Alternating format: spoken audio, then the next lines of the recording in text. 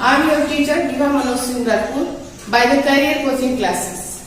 Today I want to teach you Standard 10th English subject, lesson number 2.1, Animals. So I want to tell about some before starting this lesson. This lesson is written Walt Whitman.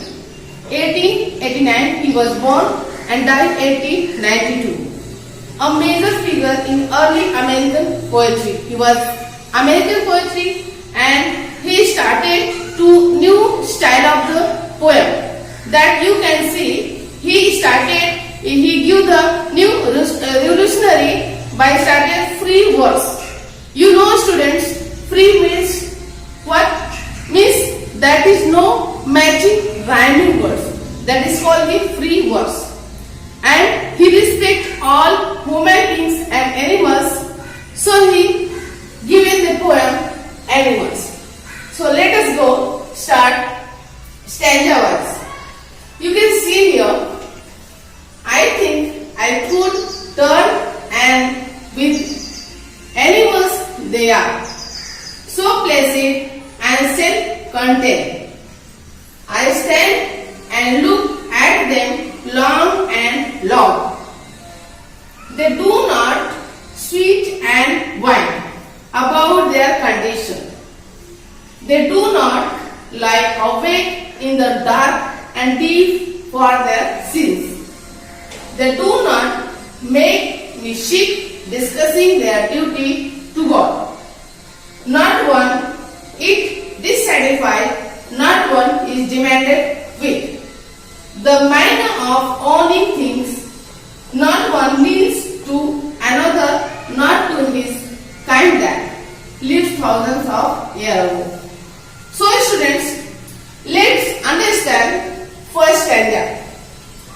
Here, this poem is given in the first three words ideas.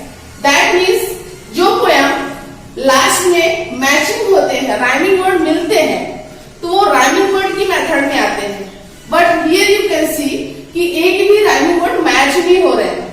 So this American poet given the free words विटिकल Walt विटिकल कि यहाँ पर एक भी last के rhyming word match नहीं हो रहे हैं, तो इसे फ्री वर्ड्स में बोलेंगे.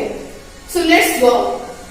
I think I could turn means here poet is saying कि यहाँ पे ही वांट टू टर्न, यानी पोएट यहाँ पे टर्न हो जाएंगे. यहाँ पे पोएट कुछ नया करना चाहते हैं, टर्न हो जाएंगे, क्योंकि animals are calm and innocence. Animal क्या होते हैं? They are very innocence and self contains. Self contains का मीन्स कि जो अपने काम से काम रहे, अपने मतलब से मतलब रहे. सो वो कहते हैं वो human beings they turn back to animals to human beings. Means वो क्या होना चाहते हैं? एनिमल्स ह्यूमन बींग्स से वो एनिमल्स में टर्न होना चाहते हैं. In the first line. So students, I start long poem. I stand and look at them long and long. Means here poet is saying I stand many hours. एक ही place पे, यानी एक ही जगह मैं काफी देर तक स्टैंड रहूंगा, खड़ा रहूंगा, काफी देर तक वो एनिमल्स को वॉचिंग करेंगे बिना थके हुए एक ही प्लेस पर वो स्टैंड करेंगे एनिमल्स को शोविंग करने के लिए, देखने के लिए. In the second line, they do not sweet and whine about their conditions. It means here given the reason to attract human beings to animals. यहाँ पर ह्यूमन बींग्स को एनिमल्स की ओर अट्रैक्ट करने के कुछ रीजंस हैं, जो कि ये यहाँ पे दिए हुए हैं कि ये do not sweet and wine. Means sweet and wine means complain न करना. You can see here sweet and wine, complain न करना. They do not lie awake in the dark and weep for their sins. Means human beings always do the hard work. Human beings हमेशा hard working करते हैं। After doing the hard work, और वो complain भी करते हैं कि आज मैंने ये किया, and they narrated everything about the hard working. Hard working करने के बाद वो सारी चीजें सबको शो ऑफ करते हैं। But he is comparing the animals and human beings, कि एनिमल्स हार्ड वर्किंग करते हैं but they do not showing do some scenes work. यानी जब ह्यूमन बींग्स कोई गलत काम करते हैं, always they feel the sorrow, यानी हमेशा उनको पश्चाताप होता है। बट और दे टेक अ टेंशन, और वो टेंशन भी लेते हैं। बट ह्यूमन बींग्स ऐसा करते हैं, बट एनिमल्स ऐसा टेंशन वाले कार्य कभी नहीं करते हैं। एंड दे टूक not tension, animals do not work hard and do not scenes work, यानी टेंशन वाले वर्क भी नहीं करते और किसी से वो कंप्लेन भी नहीं करते। And they sleep very well and dark night. Okay students, see here, they do not make mischief discussing their duty to God, means human beings make a plan before doing any work. Human beings को अगर कोई काम करना रहता है तो planning खूब करते हैं। You can take a small example कि अगर उनको पूजा भी करनी है छोटी सी, तो पूरा टाइम टेबल प्रिपरेशन कर लेते हैं कि मुझे पूजा करना है, ये करना है, माला मंगाना है, जो कुछ भी है ऐसा वो प्रिपरेशन करके रखते हैं। And they always show up, और वो शो अप भी करते हैं, डिस्कसिंग भी करते हैं। और but animals do not think like this work, इस तरीके का कोई भी काम नहीं करते हैं। एंड वो इस तरीके का डिस्कसिंग बिल्कुल नहीं करते और शोविंग बिल्कुल नहीं करते और डिस्टर्बेंस बिल्कुल नहीं होता उन्हें। Not one dissatisfied, not one is demanded with the manner of owning things. Means what? कि animals not dissatisfied. Animals कभी भी dissatisfied नहीं होते, but जो human beings होते हैं वो dissatisfied always होते हैं। कि कहने का मतलब ये है कभी भी वो dissatisfied नहीं होते। Suppose you can take an example. We want new books, new clothes, new mobiles, new bike, new car. यानी हमेशा जो ह्यूमन बींग्स का नेचर होता है कि वो किसी चीज के लिए वो क्रेजी रहते हैं, यानी वो demanded mind of owning things, यानी कह सकते हैं कि they crazy with owning things, collecting things, यानी वो सामान को खरीदने में, इकट्ठा करने में, न्यू चीजों को लेने के लिए वो पागल रहते हैं human beings.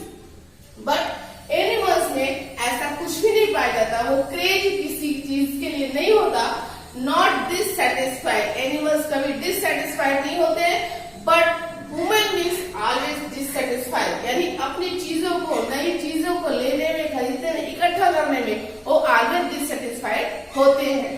C the last line, not one needs to another, not to his kind that like thousands of years ago. Means what? This is fifth quality to attract human beings to animals. ये पांचवी quality है जो कि poet attraction करता है animals की तरफ, कि वो कौन सी किसी भी चीज के लिए वो बेट डाउन नहीं करते हैं। मीन्स वो एनिमल्स सामने, किसी के सामने या गॉड के सामने झुक करके कभी प्रे नहीं करते। उनके जैसा एनिमल जो कह सकते हैं कि हजारों ईयर्स पहले, सपोज हमें कोई भी काम करना रहता है, वर्शिप करना रहता है, तो हम एक प्रिपरेशन जैसा करते हैं।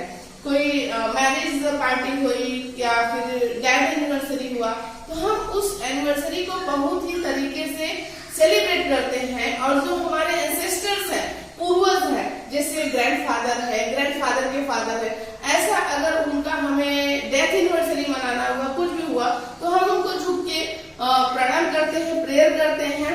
बट ऐसी चीजें एनिमल्स कभी नहीं करती। मीन्स यहाँ पर कह रहा है, the last line is very important, lives thousands of years ago. ऐसा सो होता है, ऐसा लगता है कि क्या हम, क्या मैं, क्या आप कभी जंगलों से हजारों साल पहले सफर किए थे, गुजरे थे, कि जो हमारी क्वालिटी है वो ह्यूमन बींग्स की जो क्वालिटी है एनिमल्स में ट्रांसफर हो गई। No students, you can say, कह सकते हो कि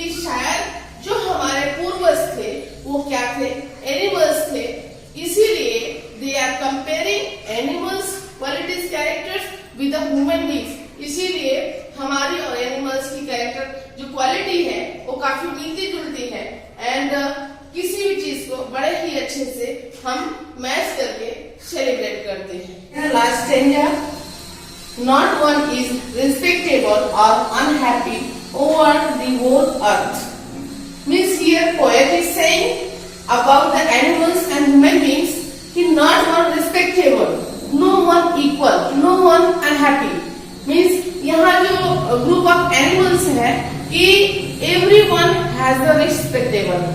जानवरों में क्या होता है कि सभी का एक बराबर इक्वल रिस्पेक्ट होता है एंड नो वन अनहैप्पी, कोई भी अनहैप्पी नहीं रहता, सभी लोग हैप्पी रहते हैं। But human beings always you are big, I am smart, I am a good seller and आप ज्यादा कमाते हो, मैं कम कमाती हूँ, यानी एवरी टाइम ही compare each other, showing the down position of the man. लेकिन ऐसा एनिमल्स में ऐसा कुछ नहीं होता, मीन्स सभी लोग इक्वल हैं, कोई अनहैप्पी नहीं है। ये group of the family of the animals की बात मैं कर रही हूँ, बट अपने ह्यूमन बीइंग्स में ऐसा नहीं है। Let's see the next stanza. So they show their relations to me and accept them. Means they वो अपने रिलेशंस को they bring token here, they bring me token myself to events. Events means show off करना, show करना, दिखाना। यानी tokens मतलब क्या होता है कि अपनी क्वालिटी को दिखाना, यानी ह्यूमन क्वालिटी। tokens का मतलब क्या था? Human quality means loyalty, humanity, यानी जो भी चीजें हैं वो काइंडनेस, ऑनेस्टी, ह्यूमन क्वालिटी होता है tokens मीन्स। और वो हम हमेशा अपने जो टोकन्स हैं वो फॉरगेट कर जाते हैं, भूल जाते हैं और शो भी करना चाहते हैं, बट वी कैन डू। लेकिन एनिमल्स में ऐसा कुछ भी नहीं है। दे प्लेनली इन देयर पोजीशन, यानी पोजीशन मीन्स वो अपने आप में ही अच्छे तरीके से लिविंग करते हैं, रहते हैं, बट ह्यूमन में ऐसा कुछ नहीं है। I wonder, here is poet thought. I wonder where they get those tokens. Means यहाँ पर पोएट को वंडर्स हो रहा है, ये जो टोकन्स है, ये टोकन्स मीन्स ह्यूमन क्वालिटी, ये जो ह्यूमन क्वालिटी है एनिमल्स को कहाँ से मिली, एनिमल्स को कहाँ से मिली? Did I pass, यानी वो सोच रहा है कि क्या जो एनिमल्स हैं या फिर जो ह्यूमन है, क्या वो कभी जंगल से गुजरे थे, क्या कभी हजारों साल पहले? I am repeating this line, ये लाइन में दोबारा रिपीट कर रही हूँ कि पोएट ऐसा कह रहा है कि क्या हजारों साल पहले कि ह्यूमन बीइंग्स जंगलों से गुजरा हुआ था, इसी रीजन की वजह से एनिमल्स में वो क्वालिटी आ गई है कि एनिमल्स जो है वो ह्यूमन बीइंग्स जैसा रहने लगे हैं और काफी अच्छी क्वालिटी उनको मिली है, उनके अंदर एक क्वालिटी आ चुका है। So students, I want to start today's class. Thank you very much and like and subscribe my YouTube channel Career Coaching Class. Thank you.